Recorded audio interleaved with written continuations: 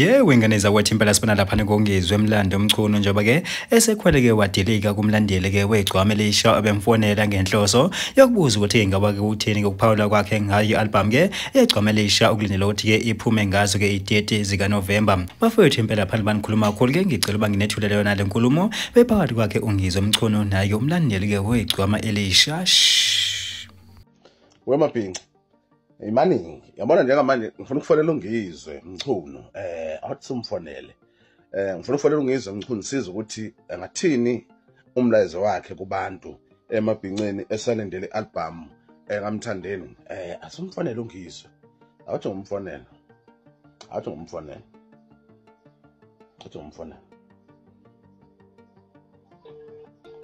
nansi avele ring.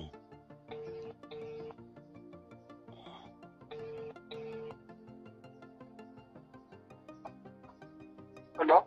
Yaba sabona bhuti mchuno ngizwe mchuno. Ninjani bhuti? Sikhona.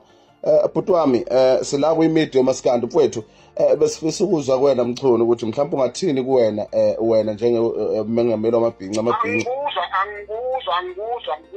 Ngizwa nje uJoje Duze ngembuzo angikuzwa nokwazi ukuthi ngubani angikwazi ukuthi uthini angikuzwa mina vele ngikhuluma nje nomija.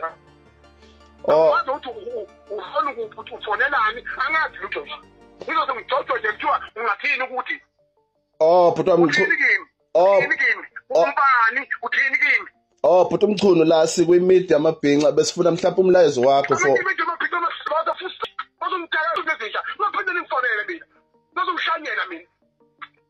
bhuti mchuno